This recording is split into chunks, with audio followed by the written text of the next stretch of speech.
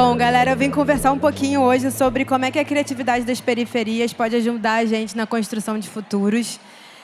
Esse textão aí é coisa de LinkedIn. A gente sabe que às vezes a gente se apresenta desse jeito, né? Numa primeira busca do Google, mas eu acho que é importante a gente descer algumas camadas aqui também. Bom, eu sou a Babi, eu sou cria do Morro do São João, zona norte do Rio de Janeiro. Eu sou estrategista criativa, jornalista, publicitária, tenho quase 20 anos de carreira dentro da área de comunicação, publicidade e por aí vai. Nos últimos anos, junto com a pandemia, deslocou um monte de gente de lugar. Eu fui uma que me desloquei também, comecei a empreender, saí do mercado corporativo e comecei a fazer o que eu fazia a vida toda para as grandes marcas, só que agora voltado para impacto, educação e entretenimento.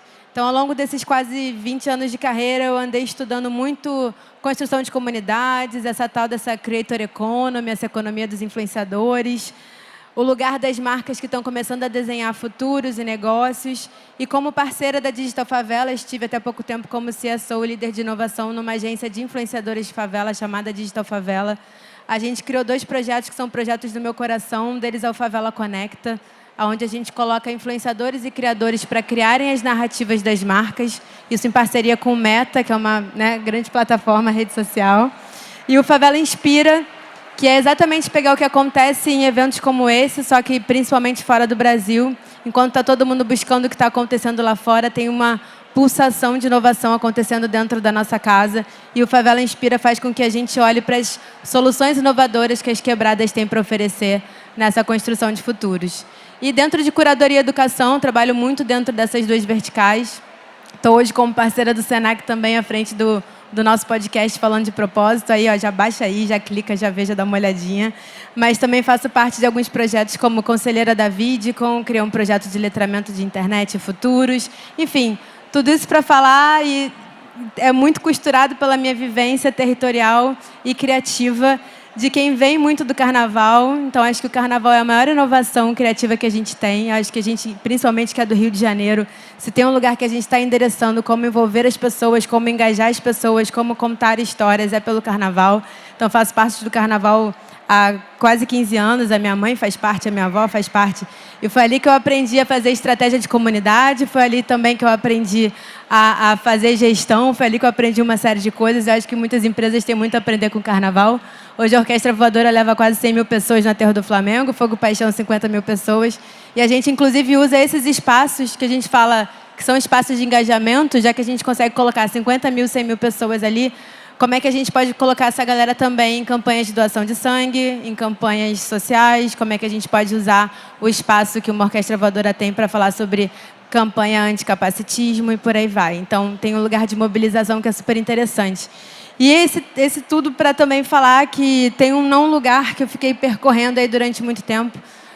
Eu sou cria do Morro do São João e eu sou de uma geração que a gente falava muito que você dar certo era você sair do seu território, né? Não só você sair, como você também levar toda a sua família.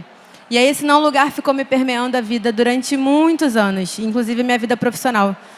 Mas, ao mesmo tempo, foi por causa desses atravessamentos desse território que eu comecei a olhar para a criatividade. A criatividade faz parte de tudo que eu faço, a partir de uma outra perspectiva, muito mais inclusiva, e sempre pensando em histórias que as pessoas queiram ouvir, independente se essas histórias vão ser contadas pelas marcas ou não. Mas se a gente está parando a vida das pessoas, a gente precisa parar a vida das pessoas com algum conteúdo que faça sentido para elas.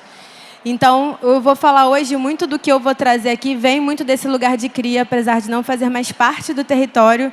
A minha mãe mora lá, a minha avó mora lá. A gente fala muito que a gente precisa fazer essas costuras todas com os territórios se a gente quer falar sobre criação e inventividade.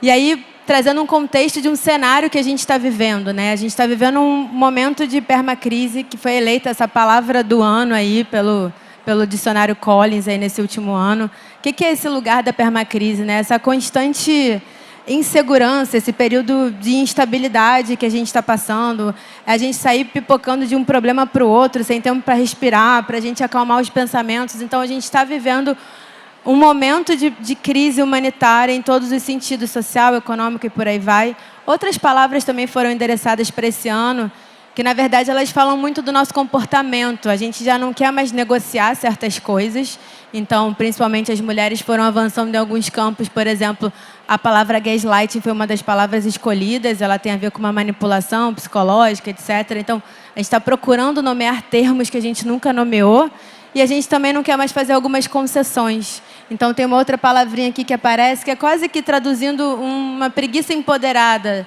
Ou seja, eu não quero mais comprar esses códigos que estão me vendendo, eu não quero mais essa vida de Instagram que não cabe para mim, eu não quero mais essa narrativa ou essa estética que chega para mim. E as pessoas começaram a recusar determinados modelos de trabalho. A gente está vivendo essa lógica dos cancelamentos. Então, o que isso tudo, na verdade, tem a ver com a criatividade que a gente vai falando? A gente vive uma guerra de narrativa. Quando a gente fala de criação de futuros, essa criação ela parte de alguém que conta alguma história. Que história é essa, né? O que a gente está contando? A gente está rolando por dia quase 90 metros de timeline do Instagram, timeline das redes sociais o tempo inteiro. A gente está vivendo um super momento de déficit de atenção. A gente está competindo com o meme da semana, o gatinho do não sei o quê, uma crise política. Então, nessa escassez de atenção, o que é verdade e o que não é? Qual a informação que é correta, qual a informação que não é? Qual a história que está sendo contada, que futuro que está sendo inventado? E aí tem toda uma quebra de confiança das pessoas em todas as instituições. E aí, se a gente não acredita mais na imprensa, se a gente não acredita mais nos governos, se a gente não acredita mais em nenhuma instituição, no que a gente acredita? Tem um relatório da Edelman que todo ano eles fazem, e depois da pandemia foi se confirmando, que cada vez mais as pessoas estão transferindo para as empresas, para as organizações, esse papel da construção da verdade. Então, elas esperam que, a partir de um conteúdo que as marcas estão gerando e estão criando, que isso traga a verdade sobre as coisas. Mas a gente pensa, pô, mas quem está dentro das marcas? Essas pessoas, será que estão representando a gente? Estão conectadas com a gente? Fazem sentido com a gente? Então, esse cenário todo de crise está deslocando todo mundo de lugar. As instituições, as pessoas. E aí, nos últimos anos, a gente ouviu muito uma palavrinha propósito, né? Fica muito massificada essa palavra na cabeça da gente, mas a gente fala muito mais hoje, nessa era da necessidade da verdade, de uma construção de um lugar de potência. Então, exige-se cada vez mais que as marcas, as instituições desenvolvam esse lugar de potência. Porque a gente sabe que o mundo é capitalista, se mudar o dinheiro, e aí vai ter que tirar o produto da prateleira. Ah, inventei uma maquiagem para um público masculino. Não vendeu? Cadê o propósito? Vai ser tirado do ar. Então, a gente precisa entender que, às vezes, a marca tem um lugar de potência. A potência vem a partir do momento de escolher com qual influenciador vou trabalhar, aonde eu vou colocar aquela grana, que projeto eu vou apoiar, que tecnologia eu vou incentivar e por aí vai. Então, a gente começa até a compreender, a partir das histórias que essas marcas contam e por que elas contam, como é que elas vão exercendo esse papel social também e sendo cobradas cada vez mais por ele. E a partir desse conteúdo que a marca tem gerado, que esse valor é percebido por ela. E quem está pressionando a criação desse conteúdo? A gente agora, com essas ferramentas na mão, com o celular na mão, muda tudo, né? Eu comecei falando que eu era uma geração que queria muito sair, que precisava sair, que só via sucesso, caminho, trajetória na saída do território. Agora, a gente tem uma nova geração que, com as ferramentas em mão, está mudando a narrativa sobre o território. Está mudando a narrativa até estética. Ninguém precisa mais se adequar no jeito de vestir, na roupa, no que está mostrando, né? O tempo todo a gente está com as ferramentas e isso começa a horizontalizar o que a gente entende como poder, como acesso, como criação, como narrativa. A gente está falando de um país que está ali no top 3 com o maior número de influenciadores do mundo. Os brasileiros já se declaram influenciadores e a gente está falando assim de mais de 9 milhões de pessoas só no Instagram. O que é muito louco. Cada um aqui que está sentado é um influenciador em potencial também da sua comunidade, se a gente para pensar nisso. A gente confia muito mais em quem está próximo da gente. Então, quem vai construindo essa narrativa sobre o futuro, sobre presente, é cada um de nós. E cada um que faz parte também da vida dessas marcas. Porque na minha comunidade eu confio. Então, as pessoas confiam, por exemplo, muito mais, 88% mais, num influenciador de favela do que numa celebridade, por exemplo, né? Aquela época de Xuxa com Monange já ficou um pouco para trás. A gente agora quer um conteúdo que seja cada vez mais autêntico, mais verdadeiro E isso também diz respeito a como a gente vai inventando as coisas e criando inovação. Porque uma vez que a gente tem os acessos, a gente começa a ter voz. E uma vez que a gente começa a ter voz, a gente começa a existir. E isso desloca todo um ecossistema criativo de lugar. Então, enquanto o mundo está endereçando aquele lugar de crise, né, a gente tem muita gente que já está atenta ao uso de todas essas tecnologias. E já está pegando tudo isso para construir o novo.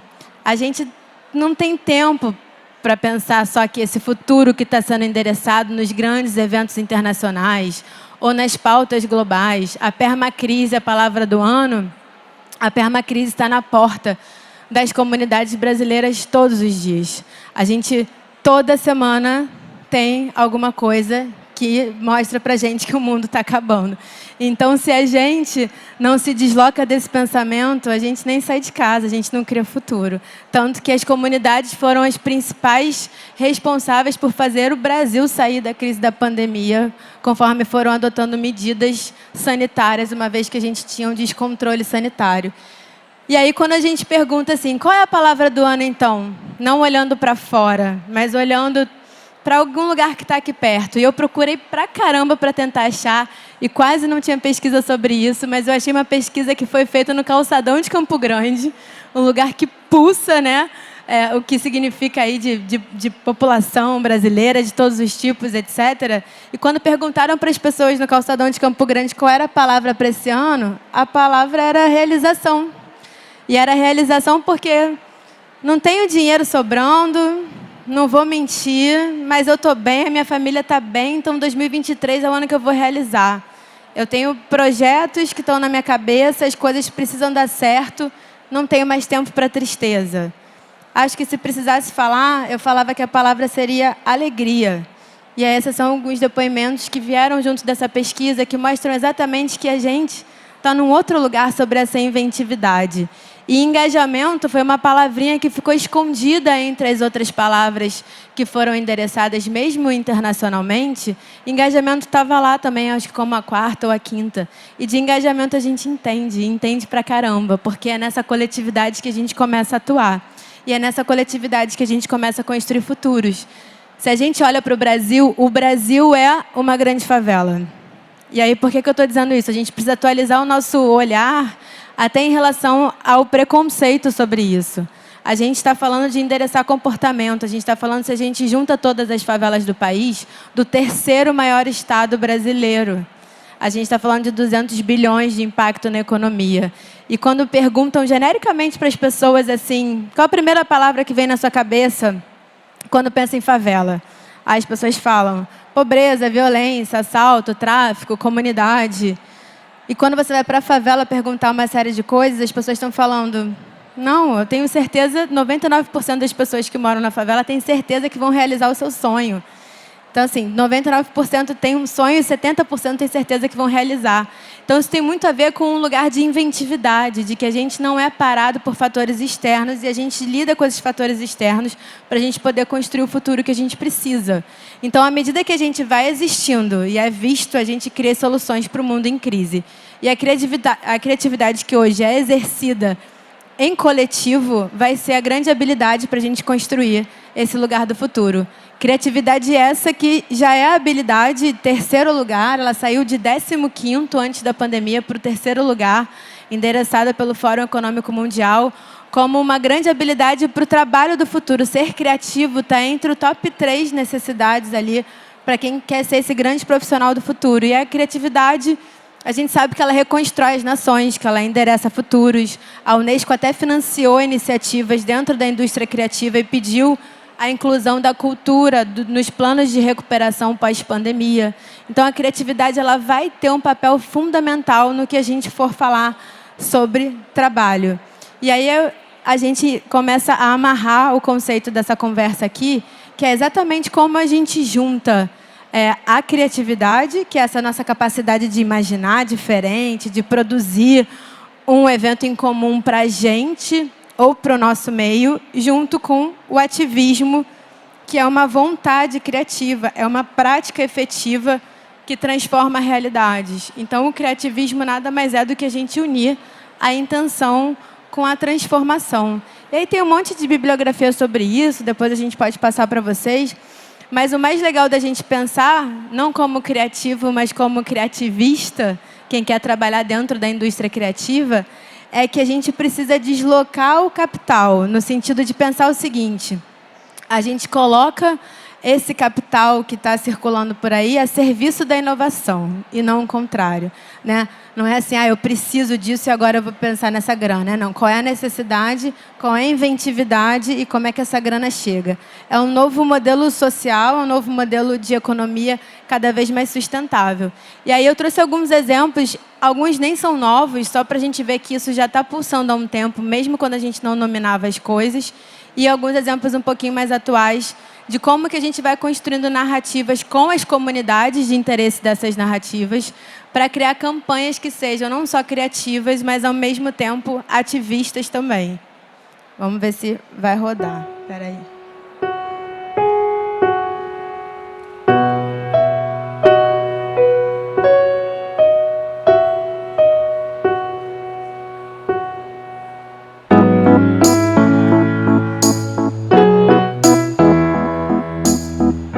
Amiga, estou grávida.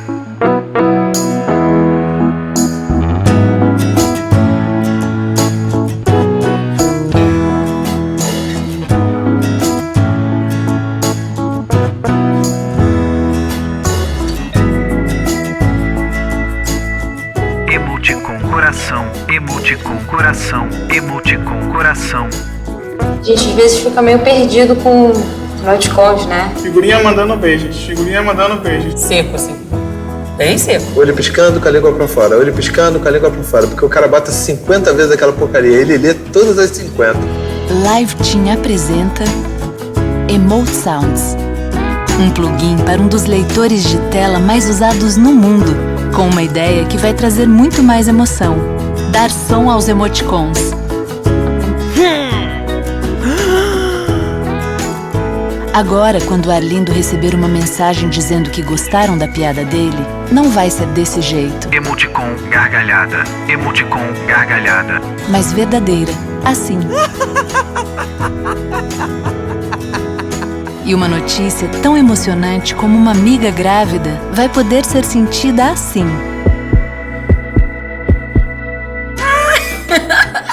Que maneiro! Legal! Muito melhor, mais divertido, mais fácil de acompanhar. Parece que a gente tá vendo, assim, a imagem. Você consegue ficar mais próximo de uma pessoa que enxerga. Mais um. Ixi, passou de novo? Será que tem como dar pausa nesse? Vou passar direto e vou contar os outros, então.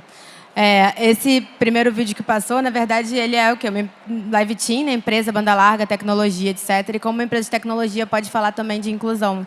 E a gente nunca para pensar, né? Será que todo mundo está recebendo as mensagens ou vive o uso da internet da mesma forma?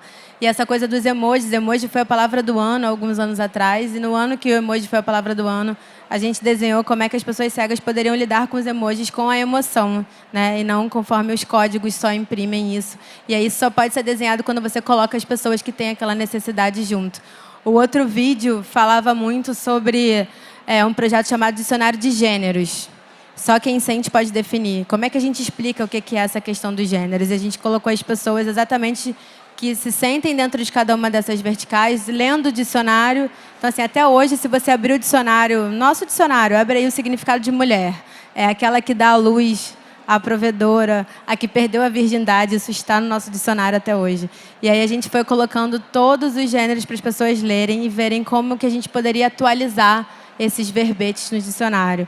E por aí vai, né? E a última campanha era uma campanha que levou 50 influenciadores para a Amazônia, para que a gente conectasse as pautas reais da Amazônia com os problemas reais. Não a plantinha que está nascendo do chão, mas quando a gente está falando de fome, de fuzil, de guerra às drogas, de uma série de coisas, como é que a Amazônia está conectada com tudo isso? E aí foram jovens ativistas e jovens influenciadores de comunidades do Brasil inteiro viver uma experiência na Amazônia para que a gente pudesse ter essa conversa. E claro que o mundo começa a entender que esse é um caminho, né? O mundo começa a premiar as inovações nesse sentido. O maior festival de criatividade do mundo, que é o Festival de Cannes, pela primeira vez em 70 anos, conseguiu premiar países como Nigéria, Armênia, Arábia Saudita e por aí vai. Foi a primeira vez que isso aconteceu. Do ano passado para cá, os principais cases de criatividade que ganharam os grandes prêmios no festival tiveram a ver com as temáticas de ESG, de sustentabilidade, com temáticas de gênero, com temáticas de periferia. Inclusive, o Brasil levou alguns que foram criados por músicos, rappers, pessoas de periferias também. E a gente começa a perceber que, mesmo que a gente busque lá fora as respostas, as coisas estão dentro da nossa casa completamente. Se a gente juntar a criatividade de favela, a gente traz soluções completamente inovadoras. E esse aqui é um exemplo de quando a gente volta de um desses festivais e cria junto com o coletivo da 2050, no Morro Santo Amaro, e é uma galera que está pensando metaverso, inteligência artificial, direto do Morro Santo Amaro, no Rio de Janeiro. A gente pegou toda a pauta que foi conversada esse ano em Cannes e levou para lá e falou: é isso aqui que está acontecendo mesmo? Quando a gente ouve um futurista internacional falando que no futuro a gente vai viver sem CEP, a gente fala, pô, passa lá na Rocinha, passa lá no Morro São João, que isso já se dá. E já tem solução para cada uma dessas coisas. Então, a gente sentou, pegou a pauta internacional e botou todo mundo para discutir a partir da nossa perspectiva. Eu sou estilista e criativa. Sou nascida e criada aqui no Santo Amaro. E hoje eu fui convidada pela 2050 para poder abrir esse evento para vocês. O SXSW é um dos maiores festivais de criatividade e inovação do mundo, que acontece todos os anos em Austin, nos Estados Unidos. Mas para falar de criatividade e inovação, a gente não precisa ir tão longe. É só subir o morro. Fizemos um intercâmbio de referências e conhecimentos do SXSW com a soma das visões de quem constrói o presente no Brasil para as questões do futuro. Primeiro, sem comunidades não há futuro. Não tem como as marcas agirem se não for junto com as comunidades e em conexão direta. Então eu queria ouvir outras pessoas pretas em diferentes áreas que estavam compartilhando ali suas vivências, seus aprendizados. Uma série de tecnologias que são técnicas desenvolvidas pelas pessoas que chegaram aqui antes, sejam as que foram mortas, as que foram silenciadas, todo mundo aqui guarda o sussurro de algum ancestral que ensinou alguma tecnologia. A gente precisa se conectar com o mundo, mas a gente quis muito fazer essa história aqui porque a gente quer que o mundo também se conecte com o que a gente está trazendo de inovação. Subimos o Morro de Santo Amaro, no Rio de Janeiro, para jovens lideranças, criadores, influenciadores, ativistas e inovadores apresentarem seus cases em paralelo ao que grandes festivais apontam como tendência, urgência ou inovação. E além disso, humanizando mais a marca também, sabe? Tipo, trazendo ela pra mais perto de pessoas como nós. Eu fazia publi, mas eu não entendia. E a Digital Favela foi responsável até por esse letramento, pra mim entender o que era uma publicidade mesmo. Uma ponte de informações sobre o que está sendo discutido no mundão e as soluções que estão transformando a vida e a realidade no dia a dia da favela. E é isso, tropa. O nosso foco sempre vai ser furar essas bolhas e quebrar essas barreiras. E acho que mostrar não só pra mim, mas como pro Vélez, pro RX, o RGB, a Renata, todos os menores da comunidade, todo mundo que pode ser muito maior do que essa vista que a gente vê aqui de cima, sabe? A gente pode ser tipo grandão mesmo, sabe? Gigante. Toda essa galera de várias comunidades do Rio de Janeiro que já estão trabalhando com inovação, colaram lá com a gente fez o nosso SXSW, digamos assim. Então, se a gente junta todo mundo, tem muita inovação. Eu trouxe até alguns exemplos, o CEP Vertical, que já está em várias comunidades. Então, o Google dá latitude e longitude. Aí vem a galera da favela e faz um cálculo vertical e gera CEP para mais de 4.000 famílias que não tinham CEP. A gente sabe que quem vem de comunidade já mentiu o CEP, ou mente o CEP até hoje, mentiu o CEP a vida inteira. Mais de 60% das pessoas que vêm de comunidade já mentiram seu endereço, seja para uma entrevista de emprego ou até mesmo para receber alguma coisa em casa. A Torre Verde da Rocinha é um exemplo de economia circular, foi a primeira torre no Brasil. Todo o processo de economia circular e que é altamente replicável pode ser inspirado nessa solução. A galera da 2050, que eu falei um pouquinho aqui para quem quiser trabalhar com tecnologia, inovação, não precisa ir até a Berrini, não precisa ir até a Barra da Tijuca, os escritórios de design. Tem uma galera de design muito incrível trabalhando com isso dentro, por exemplo, do Morro Santo Amaro, nas comunidades da Tijuca, em São Gonçalo, trabalhando com games, como a Futuro On, por exemplo. A gente, inclusive, recebeu até a Thaís no nosso podcast do Falando de Propósito do Senac, que é uma das pessoas que cuida desse projeto de game, programação e inovação lá em São Gonçalo, capacitando a galera para trabalhar com tecnologia. Então, assim, quer desenvolver jogo? Chama a galera de São Gonçalo. Tem os meninos do Estúdio Cria também, que estão trabalhando com design, inteligência artificial, usando um termo super interessante, que é sincretismo tecnológico, e eu vou falar dele aqui agora no final para a gente encerrar. Enfim, não faltam referências nesse Brasil inteiro.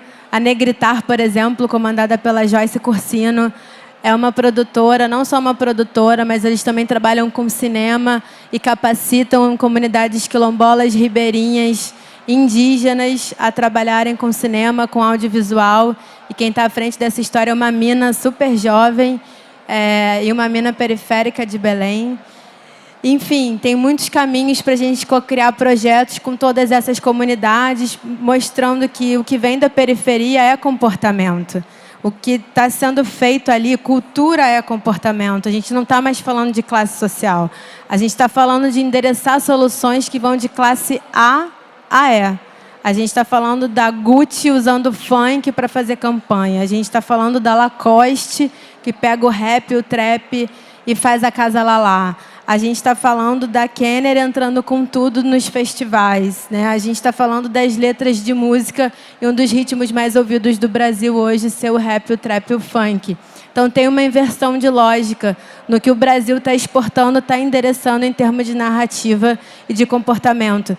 E se a gente fala até de estética, né? Hoje, quando a gente olha para o que os clipes estão mostrando, e essa é uma linguagem, tanto que Condzilla não virou Condzilla à toa, ele pegou a criatividade dessa narrativa, dessa semiótica das quebradas, e ele sabe exatamente como fazer, porque ele é de dentro, ele é da comunidade, ele tem o olhar, ele tem a estética.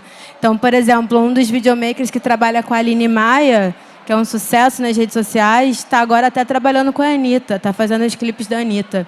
E por aí vai. E a galera que está desenvolvendo tecnologia, por exemplo, como o Estúdio Cria de tecnologia de design, está capacitando uma galera dentro das comunidades.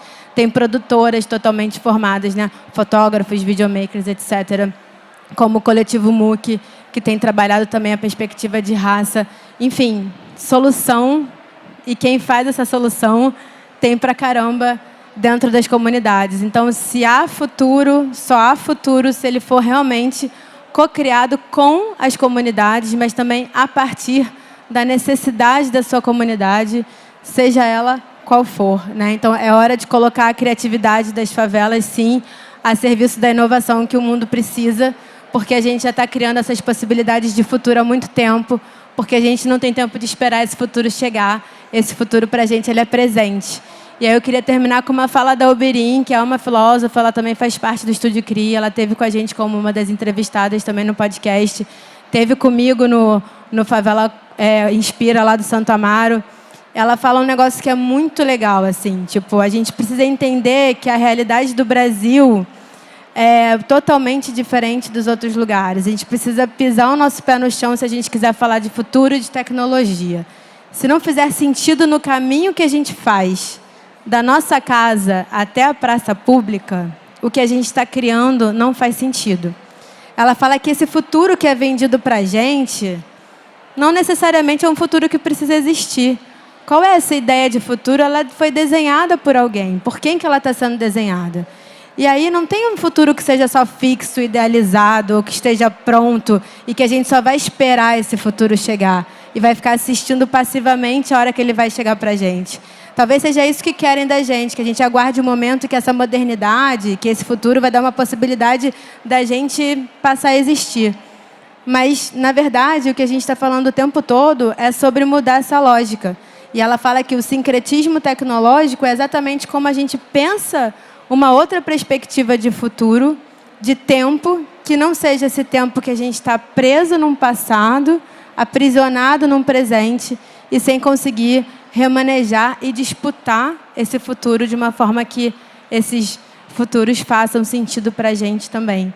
Então, o sincretismo tecnológico é uma metodologia de como a gente vai se comportar nesse mundo de uma forma que a gente olhe para o nosso passado como um recurso e que esse recurso ensine a gente a reimaginar os futuros possíveis, ampliando o nosso passado e ampliar o passado é ampliar também o nosso repertório. Então, está na nossa mão desenhar o futuro que a gente quiser e a gente já viu até agora, quem desenhou e quem disse para a gente o que era futuro fez a gente chegar a esse momento que estamos. Então, acho que só tem um futuro melhor se ele for realmente co-criado com as comunidades. E aí minha pergunta não é sobre o futuro, mas qual é o presente que a gente já está co-criando ou que a gente pode vir a co-criar juntos. É isso. Obrigada.